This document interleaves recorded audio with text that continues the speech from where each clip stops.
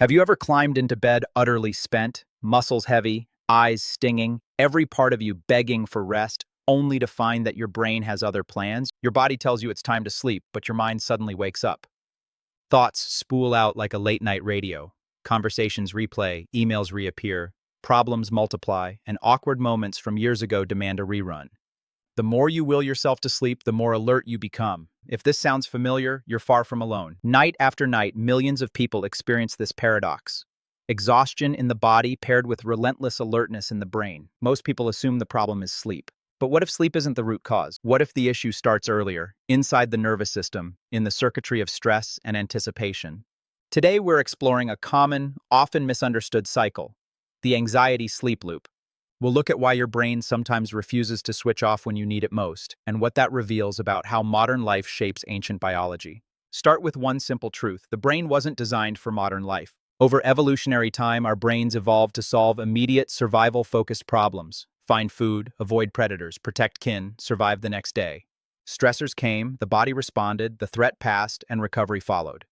That rhythm, stress, recovery, kept organisms agile and alive. Modern life rewrites that script. Today's threats rarely disappear in a single moment. Deadlines linger, bills stack up, messages keep arriving, news cycles never end. The brain, which treats many psychological uncertainties as biologically important, stays activated. The nervous system can remain on high alert for hours, days, or even months. Instead of a rhythmic pulse of stress and recovery, many people now live with a steady hum of anticipation. That brings us to anxiety, and to a clarification that matters.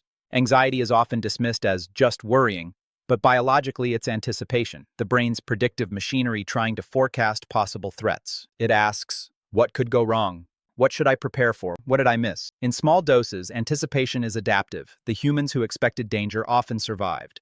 The problem is that the same mechanism now runs against an endless stream of information. Imagine your brain as a security guard. Its job is to spot potential problems. Modern life hands that guard 24/7 access to global news alerts, social media updates, financial dashboards, work notifications, and a non-stop flow of uncertainty. The guard is never off shift. Eventually, the nervous system starts behaving as if danger is constant. That perpetual vigilance is exactly what interferes with sleep. Sleep requires safety. Deep restorative sleep emerges when the brain concludes the environment is safe enough to relax. If your nervous system perceives a nearby threat, even a psychological one, you won't descend into deep slumber. You'll remain vigilant, primed to respond. Anxiety tells the brain that staying awake might be useful. Sleep becomes something risky. And here the loop begins. Anxiety activates the nervous system. Sleep becomes fragmented or elusive. Poor sleep next day reduces emotional resilience, impairs stress tolerance, and alters hormone rhythms, especially cortisol. That heightened reactivity makes anxiety easier to trigger, which in turn worsens sleep. Anxiety worsens sleep. Poor sleep worsens anxiety. Night after night, the loop can snowball. Cortisol sits at the center of this conversation. It's often labeled a stress hormone, but that's an oversimplification. Cortisol is essential for waking, focus, and many normal daily functions. The critical variable is timing. Cortisol naturally peaks in the morning to help us wake, then declines throughout the day, so melatonin and sleep processes can take over at night.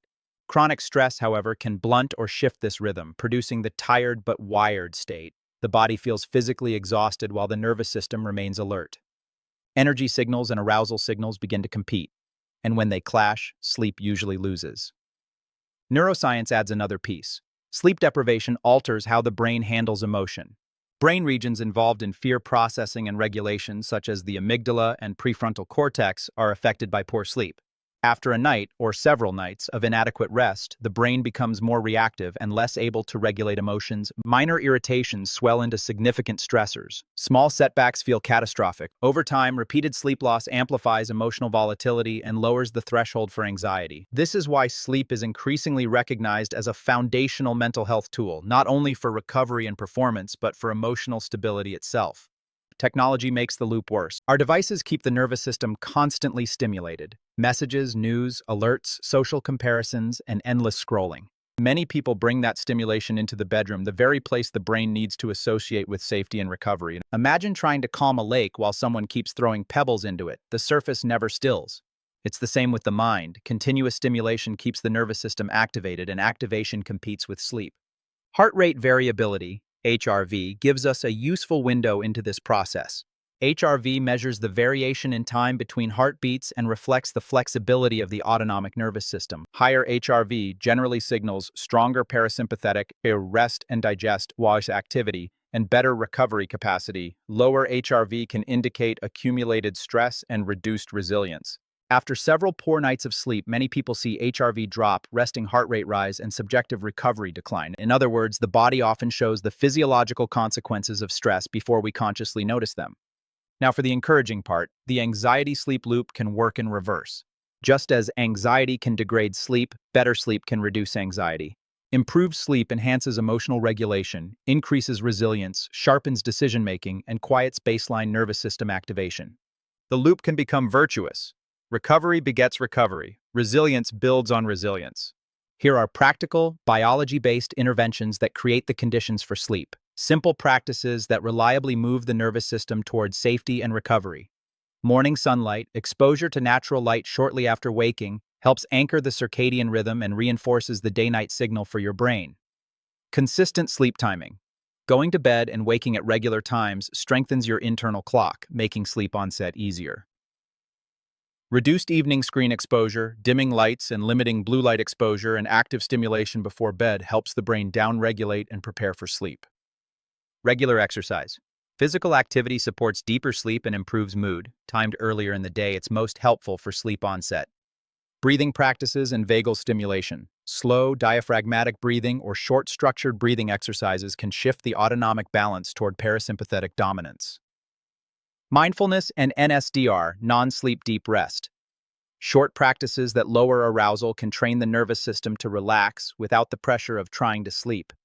Limit caffeine late in the day. Caffeine can extend physiological alertness long after you drink it, so spacing it earlier helps. Psychological boundaries. Create a clear mental and physical separation between work and rest. Simple rituals like a short end-of-day notebook to offload worries or a consistent pre-sleep routine signal to the brain that the day is done. Optimize the sleep environment. Cool, dark, and quiet spaces with comfortable bedding make it easier for the nervous system to let go. One critical insight from sleep medicine is this: you cannot force sleep. You can only build the conditions that allow it. The harder you chase sleep, the more your nervous system interprets that chasing as urgency, more reason to stay alert. Sleep arrives when the brain feels safe enough to let go. At OXYZEN, we call this health intelligence. Seeing sleep not as an isolated event, but as part of a network that includes stress, recovery, and nervous system function. The body is not a collection of separate parts, it's an interconnected system. If your brain won't shut down, it's not broken. It's likely stuck in protection mode, doing the job it was built for, keeping you safe. The goal isn't to battle your brain, it's to teach your nervous system that it can stand down, that the environment is safe enough to rest. When the nervous system learns to allow sleep, something powerful happens. Recovery improves, resilience strengthens, anxiety fades, and the loop starts moving in the opposite direction. Sleep becomes a tool for mental health, not just physical recuperation. I'm Dr. Yende. Thank you for joining me on another episode of OXYZEN Health Intelligence. Remember, sometimes the problem isn't that your brain won't shut down. The problem is that it's been trying to protect you for too long. Recovery starts when it finally learns it can rest. I'll see you in the next episode.